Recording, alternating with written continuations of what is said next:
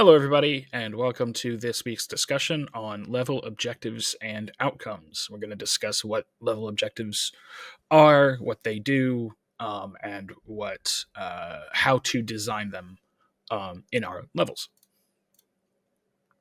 So, first up, let's get into a bit of the nuts and bolts. What are level objectives? Simply, they're the goals um, that you set forth for players to complete a level or complete a section in a game. In a kind of micro sense, and we'll get into this a little bit later in the next slide. But in a micro sense, it's kind of the flagpole in Mario is how you get from level to level in Mario, or being Bowser. Um, but in more open world games, these objectives can be split up into quests or collectibles or secrets. But they are usually the things that are required to progress the narrative or progress the flow of gameplay. Why are they important? They are the reason why players are playing the level. So they're the thing that they're trying to accomplish. It guides players and gets them to go to the go to the end, figure out the objective, and gain the reward at the end of it. They shape player experience. They give players something to engage with. They structure the challenges and the gameplay throughout the levels. And they are the barrier, the gate between different important points in the game, whether it's from level to level or from narrative point to narrative point. Players who are playing a game are expecting a reward or a result from defeating a boss, reaching the end of a level, getting a new power up, things like that. So there are a couple of different types of objectives, and this is what I was talking about in the previous slide.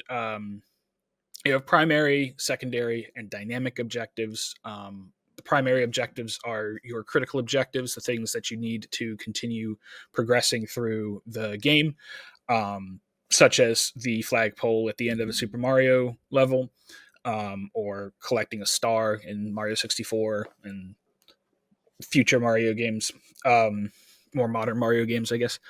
But they are the critical thing that you have to complete to get to the next level or get to the next story point in the game.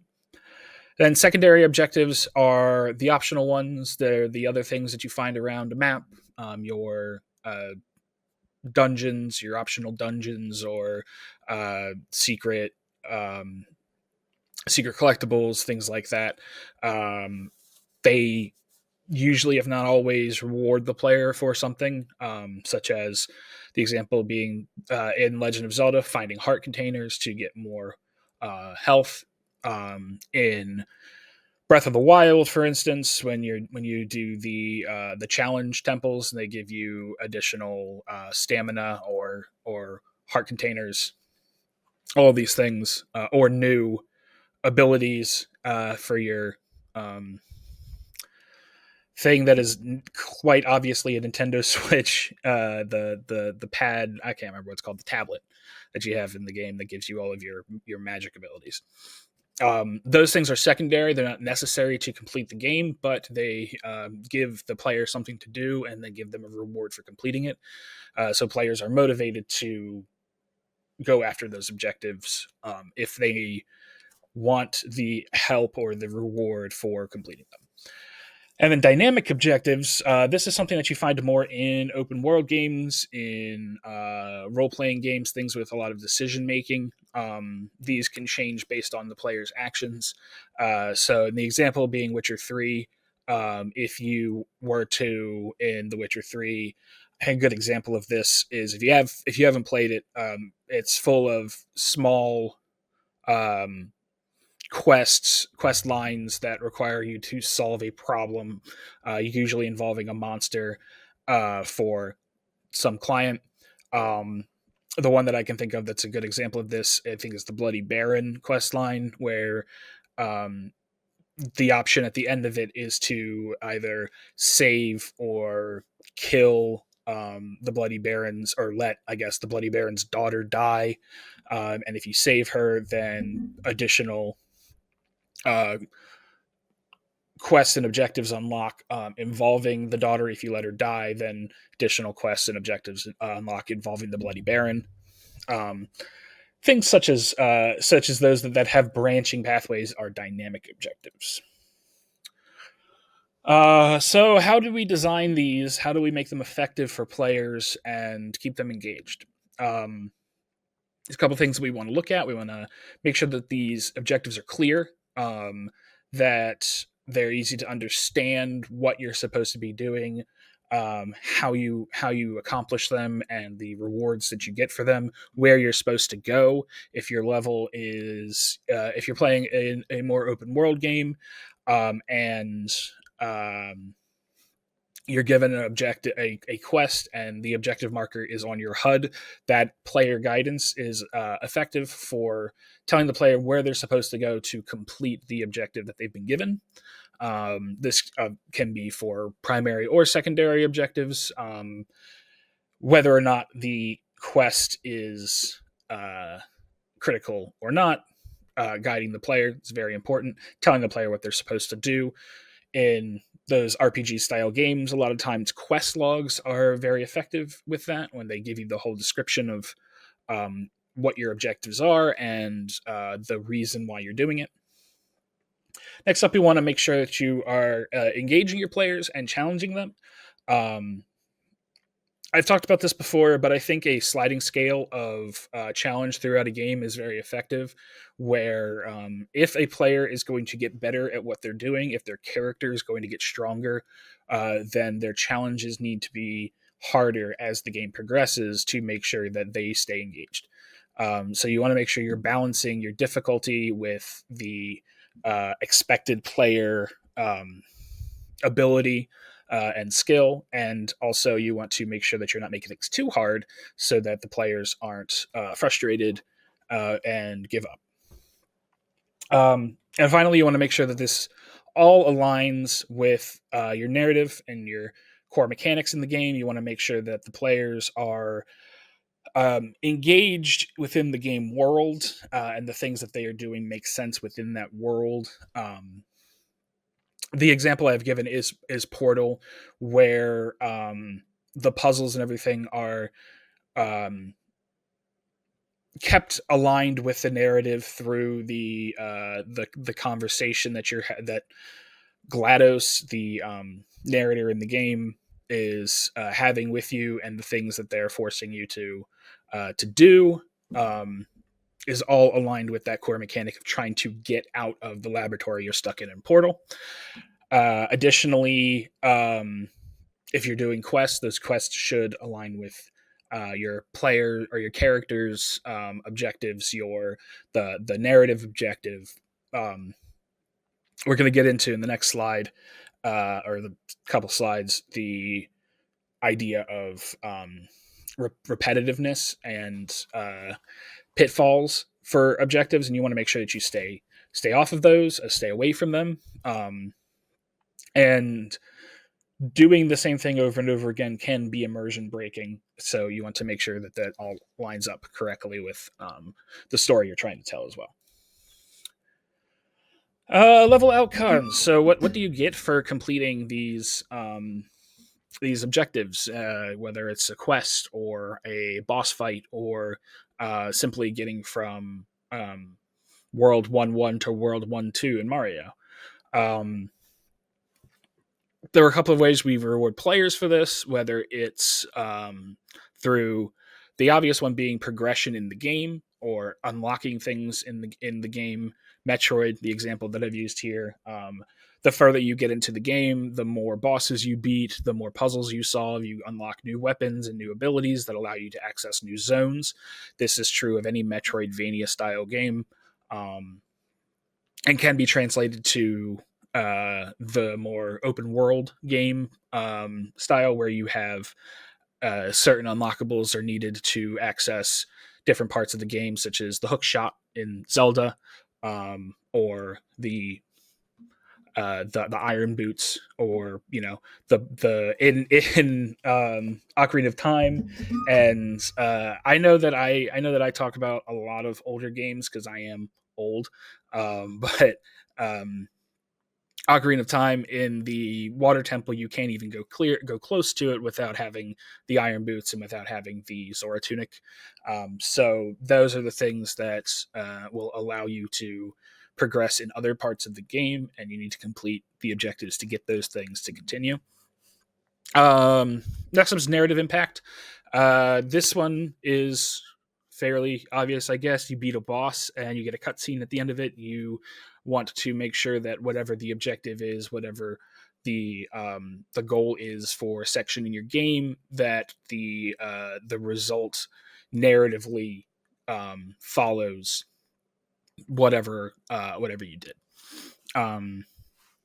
So in Red Dead Redemption 2, or in similar games with branching choices and things, you want, if you kill the wrong person, or if you do a quest for somebody who screws over somebody else, um, that affects the narrative down the line in the game.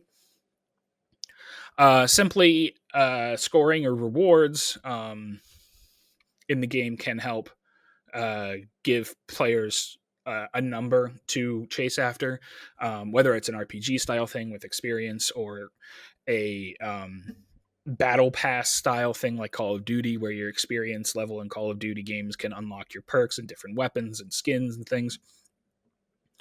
Um, that that like sliding track of leveling up or getting a higher score to unlock new rewards can keep players coming back and wanting to complete more and more of these objectives. And finally, um, any kind of player feedback, audio and visual cues that players look for to know that they've completed something. The puzzle solved chime, or the or the opening a chest sound in Zelda. These are all ways to give the player feedback and kind of positive reinforcement that they've completed a challenge. Um, Next up, we have these common pitfalls in objective design. We want to make sure that we avoid these, and we want to make sure that things are balanced, because you may find yourself using things such as fetch quests in your game, um, especially if your map design is something where it's collect a certain number of keys to progress. Could be a core part of your game, but you want to make sure that they're not repetitive in their implementation. So first off, lack of clarity. There are situations where kind of giving the player a very vague idea of what they're supposed to do is part of the challenge in your goal design, but you want to make sure that players have an obvious, or not obvious, a clear way to complete their goals. I said the overuse of fetch quests. And this is true of, I use the image of World of Warcraft's quest log in this um, example, but it's true of that. It's true of a lot of different RPGs and things. If you're continuously just go out and kill X things, or go out and get X things off of things, doing that over and over and over again um, can be very repetitive and very boring. So you want to make sure that if this is something that is not a core mechanic of your game, such as finding a bunch of keys, or finding a bunch of gems or whatever to unlock the next door, unlock the next level, that these are used sparingly. In addition, if it is something that is a core part of your level design, you want to make sure that the challenges that make up finding those items are varied. A very good example of this is the 3D Mario games. I was just going to say Mario 64, but maybe I'll try to be a little bit more relevant and young. In any of the 3D Mario games, 64, Sunshine, Galaxy, Odyssey, you're trying to collect stars or collect, I guess in Sunshine it's uh, the suns, to obtain enough of them to continue on to the next level. My recording cut off. In any of the 3D Mario games, 64, Sunshine, Galaxy, Odyssey, all of them, you're attempting to collect stars or other collectibles, to get enough to unlock the next level or unlock the next area. Um, Mario 64 is, I think, it was the first one to do it. Is the obvious one. You collect stars, you get enough, you unlock the painting, you get to go into, or unlock the door where the painting is that lets you get to the next world. Um, that mechanic on its own is a fetch quest. However, the way that you get around to collecting those items to unlock those doors, is varied. You have a bunch of different challenges to do. It's the penguin race, or beating a boss, or throwing a bomb in a certain place, or flying to the top of a mountain. And that's the variance that'll keep people more engaged and not feel like the thing you're doing is repetitive. Next up, you have difficulty scaling. I've said this before, very important. You want to make sure that the difficulty scales properly with the expected skill level or power level of the player. Uh, and if things are too easy or too hard, they can frustrate players. They can break immersion, and you don't want to let that happen. Speaking of breaking immersion, the last one is breaking player immersion. You want to make sure that things are thematically correct within your world. If your World of Warcraft also happens to do it in a way that is effective without breaking immersion. So there are quests that you do that don't really make much sense in a fantasy world, but in the context of World of Warcraft, do make sense. Whether it's something like collecting different robot parts and creating a robot, um, or a rocket ship, or things like that, wouldn't make much sense in a fantasy world, but it's given the context in the story of the game that this kind of mechanical technology exists, and makes sense that you're trying to work with it. You don't want to be doing stuff like in a high fantasy game. You don't want to be asking people to go into space unless there is a story reason for them to go into space, right? Just want to make things feel natural in the world that they're in. And I believe that's it. Our last slide here is just kind of the key takeaways. To make sure your objectives guide gameplay, shape player experience. You want to make sure they're clear, engaging, and immersive. You want to avoid repetition. You want to balance your challenge and reward to keep players engaged. That's pretty simple. Or it's a pretty simple explanation of the last couple of slides. I'm going to have these slides available for everyone to take a look at, as I always do. This week, there is not going to be a discussion. I'm going to remove that from the syllabus for this week, so don't worry about a discussion this week. Just concentrate on doing the project that's due at the end of the week. And remember, if you have any questions, if you have any concerns about your project, I'm available. You can email me, set up a meeting with me at in the announcement. There is the link to my You Can Book Me page where you can set up an office time to discuss things one-on-one with me. That should be everything. So thanks, everybody. I will look forward to seeing your projects on Sunday, and see you guys next week.